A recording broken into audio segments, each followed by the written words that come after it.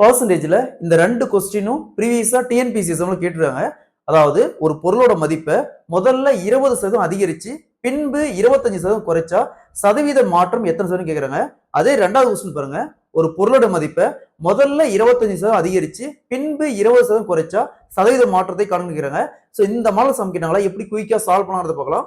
அதற்கு முன்னாடி நம்முடைய அகாடமியில டிஎன்பிஎஸ்சி குரூப் 1, குரூப் 2, குரூப் 4 அது மட்டும் இல்லாம டிஎன்பிஎஸ்சி டிபார்ட்மெண்ட் எக்ஸாமுக்கு தேவையான மேக்ஸ் அண்ட் ரீசனிங்க்கு நியூவா புக் லான்ச் பண்ணிருக்கோம். இது போத் தமிழ் அண்ட் இங்கிலீஷ் மீடியத்தில் இருக்கு. ஸோ புக்கை பத்தி வேற ஏதாவது டீட்டெயில் வேணாலும் சரி, இல்ல புக் ஆர்டர் பிளேஸ் பண்ணாலும் சரி, மேல இருக்கிற நம்பருக்கு கான்டாக்ட் பண்ணுங்க. கொஸ்டின்ல ஒரு பொருளுடைய மதிப்பை முதலில் 20% அதிகரிச்சு பின்பு 25% குறைச்சா சதவீத மாற்றத்தை காண்கிறாங்க.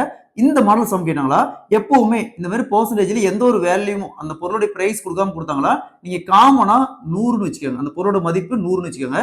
சோ அந்த பொருளோட மதிப்பு 100 ரூபாய் இன்ட்டு முதல்ல 20% அதிகரிக்கிறாங்க. 20% எப்படி எழுதுவோம், 20 வகுத்தல் சதவீதத்துக்கு 100 எழுதுவோம். இந்த பேஸ் வேல்யூ அப்படியே போட்டுக்கோங்க. இந்த பேஸ் வேல்யூவை அப்படியே போட்டுக்கோங்க.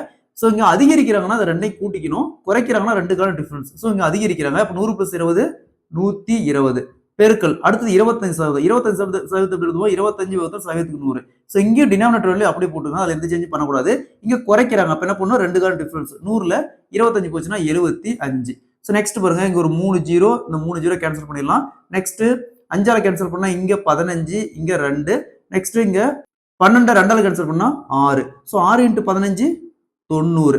சோ ஆரம்பத்துல அந்த பொருளோட மதிப்பு 100 ரூபாய். இப்ப எவ்வளவு வித்துருக்காங்க, கடைசியா 90 ரூபாய்க்கு வித்துருக்காங்க. அப்ப எத்தனை சதவீதம் குறைஞ்சிருக்குது, 10% குறைஞ்சிருக்குது. சரிங்களா? அப்ப சதவீத மாற்றம் பாருங்க, 10% -10%. Option B is the correct answer. அதே மாதிரி இந்த சம் பாருங்க, ஒரு பொருளோட மதிப்பு முதல்ல 25% அதிகரிக்கிறாங்க, பின்பு 20% குறைக்கிறாங்க. அப்ப சதவீத மாற்றத்தை காண்கிறாங்க. இந்த மாடல் சம் கேட்டாங்களா. சோ இங்கேயும் ஒரு பொருளோட மதிப்பு நம்ம 100 ரூபாய் வச்சுக்கலாம். பேசிக்கா 100 ரூபாய் வச்சுக்கலாம். இன்ட்டு 25% அதிகரிக்கிறாங்க. சோ 25% எப்படி எழுதுவோம், 25 வகுத்தல் சதவீதத்துக்கு 100. சோ பேஸ் வேல்யூ 100 அப்படியே போட்டுக்காங்க. அதிகரிக்கிறாங்கன்னா ரெண்டையும் கூட்டிக்கணும். அப்ப 100 + 25 125 பெருக்கல் அடுத்து 20%. 20% எப்படி எழுதுவோம், 20 வகுத்தல் சதவீதத்துக்கு 100. சோ இங்க பேஸ் வேல்யூ 100 அப்படியே போட்டுக்காங்க. இங்க குறைக்கிறாங்க. அப்ப என்ன பண்ணுவோம், 100ல 20 மைனஸ் பண்ணா 80.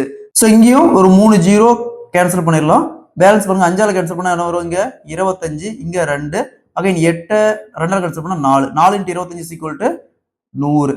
சோ பாருங்க, ஆரம்பத்துல பொருளோட மதிப்பு 100 ரூபாய் தான், விற்கும் போது 100 ரூபாய் தான். அப்ப இதுல எந்த சேஞ்சஸும் இல்ல, 0%. எந்த சேஞ்சஸும் இல்ல, சதவீத மாற்றம் பாத்தீங்கன்னா 0%. Option C is the correct answer. So இந்த ரெண்டு சமயம் நல்லா பார்த்து வச்சுக்கோங்க. இந்த மாதிரி சம் அடிக்கடி கேட்கறாங்க. அதாவது டிஎன்பிஎஸ்சி, எஸ்எஸ்சி, ஆர்ஆர்பி எக்ஸாம்ல அடிக்கடி கேட்கறாங்க.